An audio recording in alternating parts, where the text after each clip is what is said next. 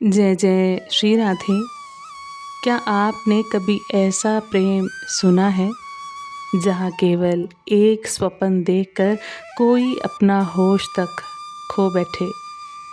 Meera by जी के जीवन में एक रात कुछ ऐसा ही हुआ।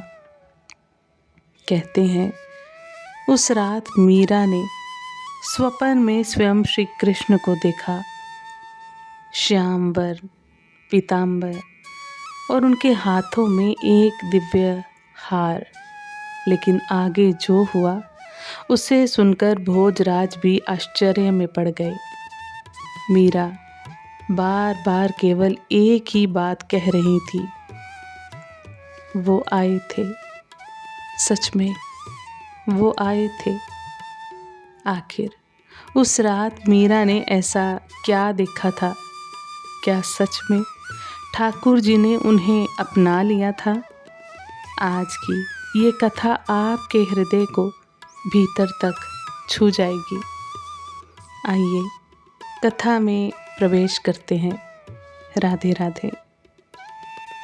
दोनों ओर चंवर डुलाए जा रहे थे। सिर पर छत्र तना था।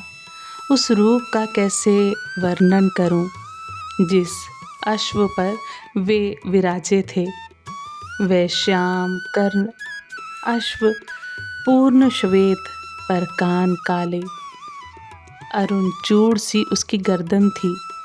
उसका साज सहस्त्रों मशालों और दीपों के प्रकाश में चमचमा रहा था। ऐसे पांव धरता था वह मानो भूमि पर अंगार बिछे हों। यद्यपि इस जीवन में संसार में मैंने आपके राजकरण अश्व के समान शुभ लक्षण और सुंदर अश्व नहीं देखा तथा आपके समान कोई सुंदर नर नहीं दिखाई दिया। पर उस रूप के सम्मुख कुछ भी नहीं, कुछ भी तो नहीं। मीरा बोलते बोलते रुक गई। उनकी आंखें एक ओर देखती हुई स्थिर हो गई और देह कंपकपा उठी, मानो अत्यधिक शीत से उनके दांत बजने लगे। भोजराज चित्र लिखे से देखते रहे। फिर संभल कर उन्होंने मिथिला को पुकारा। दासी हाजिर हुई तो उन्होंने उसकी स्वामिनी की ओर संकेत किया। उसने मुंह धुलाया, व्यजन से पवन डुलाया और जल पात्र मुख से लगाया। उन्हें चेतना प्राप्त हुई तो मिथिला बाहर चली गई। फिर भोजराज ने प्रश्न किया, मैं क्या कह रही थी? मीरा ने किंचित लज्जा कर पूछा। स्मरण नहीं रहा।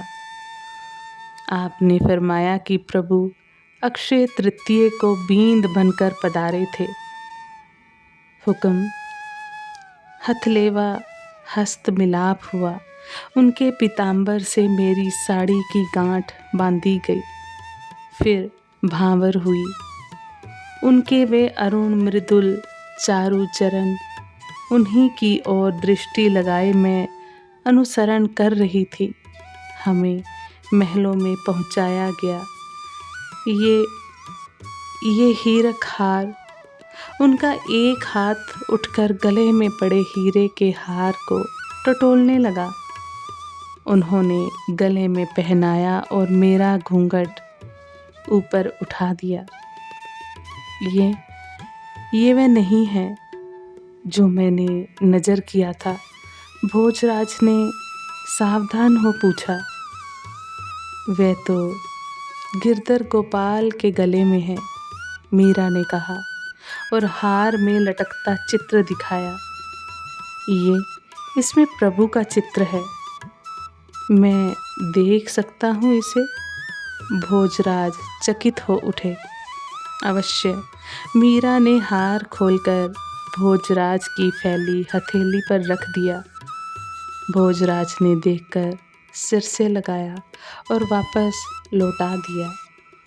आगे उन्होंने पूछा, मैं चरणों में झुकी और प्रभु ने मुझे बाह में भर लिया। मीरा की आंखें अधमुंदी हो गई, होंठ फड़फड़ाते रहे पर वाणी खो गई। गोपाल मारा सर्वस्व, मारा प्रभु, म्यू थारी भवो भव थारी महारानाथ। उन अधमुंदी आँखों की दृष्टि अपार्थिव लगती थी। भय सा लगता उन आँखों को देखकर। भोजराज ने घर बाहर और रणांगण में भी ऐसी दृष्टि कभी नहीं देखी थी। उनसे ढलते आंसू लगा जैसे मोती की लड़ियां टूटकर झर रही हो। मीरा के हाथ से वस्त्र सुई गिर पड़ी, हाथ गोद में गिर पड़े और सिर से साड़ी सरक गई।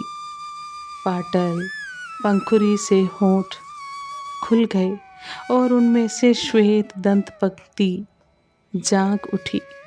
भोजराज ने गौर से देखा, कहीं भी दिखावा नहीं था। जी चाहा कि उठकर थोड़ा पानी पिला दे, पर अपनी विवशता स्मरण करके वैसे ही बैठे रहे। कुछ देर बाद देह में चेतना के लक्षण दिखाई दिए। अर्ध निमीलित दृगों के पलक पटल उघड़े, उनमें पहचान की क्षमता आई। उन्होंने आंचल से मुंह पोंछा, भोजराज की ओर देखकर दृष्टि झुका ली। आप कुछ फरमा रही थी? भोजराज ने याद दिलाया। हुक्म, क्या अर्ज कर रही थी? वे मुस्कुराई। मैं तो पागल हूँ, आपको कोई अशोभन बात तो नहीं अर्ज करती? नहीं हुक्म, आप ठाकुर जी से विवाह की बात फरमा रही थी कि कक्ष में पधारने पर आपने प्रणाम किया और मीरा खोए स्वर में बोली। उनकी दृष्टि जैसे कहीं दूर जा लगी। रात को नींद खुल गई। उनका कंठ फिर गदगद हुआ, पर उन्होंने स्वरण कर लिया। लगा कोई मेरे साथ सोया है। चौंक कर आंखें खोली तो देखा कि मेरे सिराहने पर एक भुजा लगी है। कमल दृगों की बड़ी बड़ी पलकें मूंदी हुई, घुंघराले केश मुख के आसपास छितराए हुए, कुछ अलके ललाट पर झुकी आई थी। होठों पर मुस्कान, एक बाह मेरी पीठ पर। वे सुगंधित श्वास, वह देह गंध, इतना आनंद कैसे संभाल पाती मैं? चेतना मुझे छोड़ गई। प्रातः सबने देखा, गठजोड़ा, हथलेवे का चिन्ह, गहने, वस्त्र, चूड़ा।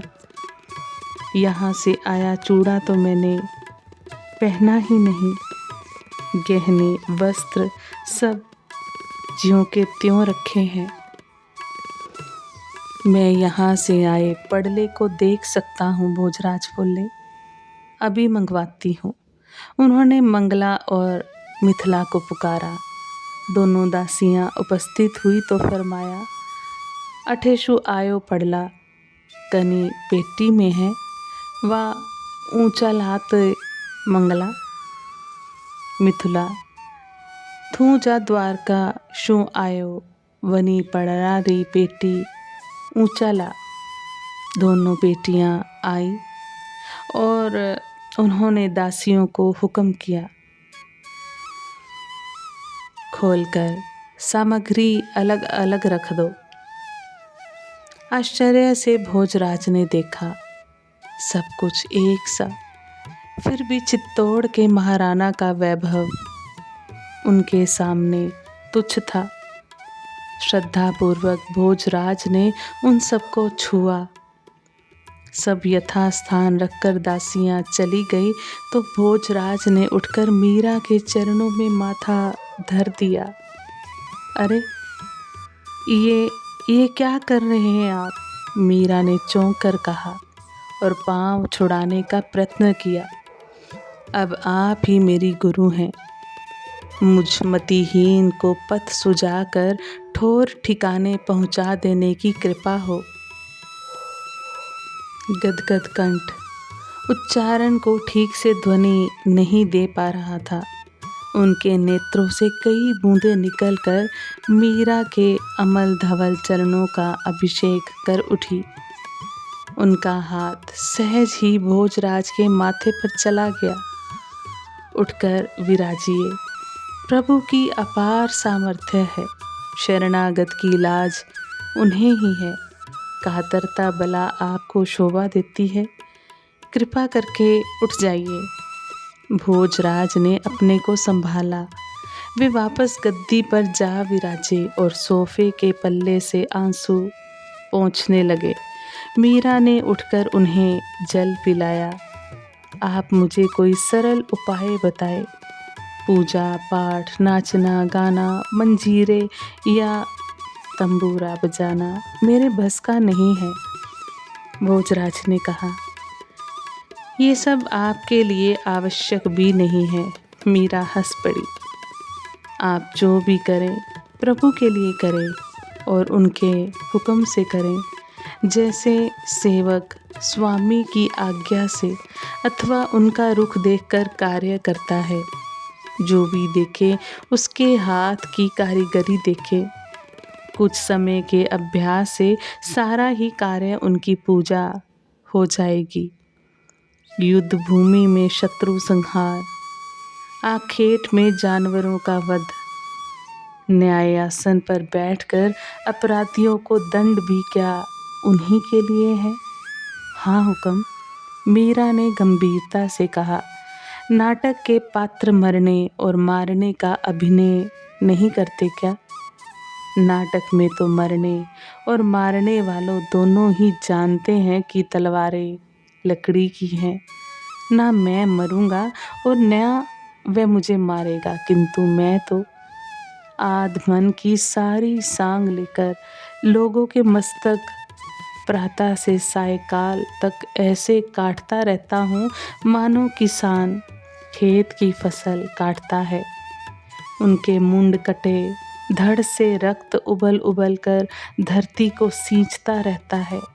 सोचता हूँ कि एक दिन ऐसे ही इस देह का रक्त भी मेरी मातृभूमि को सिक्त कर देगा।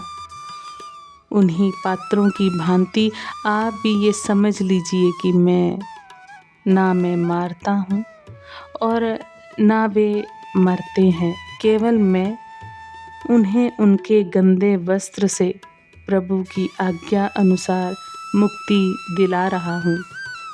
यह देह वस्त्र ही तो है। जब इस देह से बहुत सी देहों को भय उपस्थित हो जाता है तो उसे बदलना प्रभु आवश्यक मानते हैं और किसी को या आपको निमित्त बनाकर उस देह रूपी वस्त्र को फाड़कर नष्ट कर देते हैं। तब वह आत्मा नवीन देह धारण करके शुभ कर्म के लिए प्रस्तुत हो जाती है। इस प्रकार देह को नष्ट और उत्पन्न करती है। आत्मा तो विशुद्ध परमात्मा का अंश है। इसमें राग, द्वेष, क्रोध, मोह कैसे आ सकता है? ये सब त्रिगुण के खेल हैं। जगत प्रभु का रंग मंच है जो सर्वत्र है। उसमें अवकाश कैसे, कहाँ से आएगा? दृश्य और दृष्टा वही है। अपने को कर्ता मानकर व्यर्थ भोज ना उठाएं। कर्ता बनने पर तो कर्म फल भी भुगतना पड़ता है। तब क्यों ना दान किया? मजदूर की तरह जो वह चाहे वही किया जाए। मजदूरी तो कर्ता बनने पर भी उतनी ही मिलती है जितनी मजदूर बनने पर। साथ ही स्वामी की प्रसन्नता भी प्राप्त होती है। अवश्य ही ये ध्यान रखने की बात है कि जो पात्रता आपको प्रदान की गई है उसके अनुसार अभिनय में कमी ना आए। दासी ने कुंवर रतन सिंह जी के पधारने की सूचना दी। उनके भीतर पधारने की अर्ज कर मीरा ने दासी से कहा। रतन सिंह ने प्रवेश कर भाई भाभी को करबद्ध सिर झुकाकर अभिवादन किया। उन्हें देख मीरा खड़ी हो गई। उनके अभिवादन के उत्तर में हाथ जोड़ मुस्कुराकर कहा, पधारो लाल जी सा, मैं बरिहारी वारणालू, कैसे पत भूल पड़े आज। आप कभी याद करने की कृपा ही नहीं करती हैं भाभी सा। बहुत इच्छा रहती है आपके दर्शनों की, किंतु जिससे पूछो वही कहता है आपको भजन पूजन से अवकाश ही नहीं है कि किसी से बात करें। आज तो हिम्मत करके चला ही आया हूँ, विराजिए। मीरा ने भोजराज की गद्दी की ओर संकेत किया, किंतु रतन सिंह उस गद्दी को दाहिने हाथ से छूकर नीचे गलीचे पर बैठ गए। अरे अरे, नीचे क्यों? मीरा ने पूछा। ऊपर विराजें आप भाभी सा, बाप जी हुक्म मालिक है, इनके बराबर मैं कैसे बैठूंगा। तब तक भोजराज ने पाँव पकड़कर उन्हें गद्दी पर खींच लिया और हंसते हुए बोले, समय से पहले ही बोझ मत रखो भाई, पहले उसे उठाने की शक्ति तो आए। कैसे पधारना हुआ? मीरा ने पूछा। साथ ही दासी को बुलाकर भोजन सामग्री लाने के लिए कहा। नहीं नहीं भाभी मारा, बाहर सभी तैयार है आखेट पर जाने के लिए। मैं बाप जी हुक्म को बुलाने आया हूँ। आज तो अखाड़े में भी नहीं पधारे आप। उन्होंने भोजराज की ओर देखा। थोड़ा मुंह जूठा कर लीजिए। फिर दोनों भाई पधारे। मीरा ने आग्रह किया। तब तक दासी द्वारा लाई सामग्री मीरा ने चौकी पर सजा दी। चंपा जलपात्र यथास्थान रख थोड़ी दूर हाथ धोने का पात्र रखकर उसके पास ही हाथ में राम सागर, गंगा सागर और कंधे पर तौलिया लेकर दीवार से लगकर खड़ी हो गई। आरोग्य, मीरा ने आग्रह किया।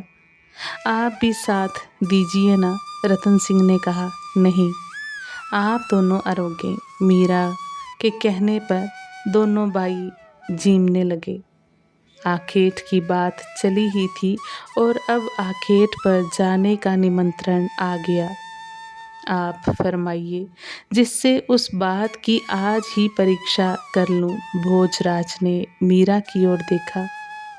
पशु वही मारे जाएं जो गांव और जनपदों के लिए विपत्ति स्वरूप हों, जो इतने वृद्ध हों कि भोजन जुटाने में असमर्थ हों, जो टोली से अलग हो जाने पर एकल हो गए हों। ऐसे पशुओं को ना मारना राजा के लिए अभिशाप है। वैसे क्या उचित है और क्या अनुचित, ये बात किसी और से सुनने की आवश्यकता नहीं होती। भीतर बैठा अंतर्यामी ही उचित अनुचित का बोध करा देता है। उसकी बात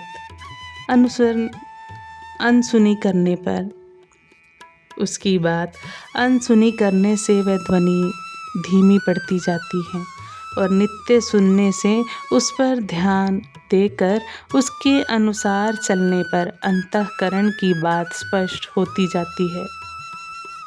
फिर तो अड़चन रहती नहीं। कर्तव्य पालन राजा के लिए सबसे बड़ी पूजा और तपस्या है। दोनों भाई जीम चुके तो केसर जूठे पात्र उठा ले गई और चंपा हाड़ी पाला से ले समीप गई। राम सागर से जल ढाल करके पहले भोजराज के और फिर रतन सिंह के हाथ धुलवाए। कंधे से उतार कर हाथ पोंछने का वस्त्र उनकी ओर बढ़ाया। हाथ मुंह पोंछकर वे चलने लगे तो मीरा ने मुखवास और तांबूल पात्र बढ़ाया। पान ले रतन सिंह ने अभिवादन किया और भोजराज के पीछे पीछे बाहर चले आए। मीरा का प्रेम सिर्फ शब्दों का प्रेम नहीं था, वह ऐसा समर्पण था जहाँ भक्त और भगवान के बीच कोई दूरी नहीं रह जाती।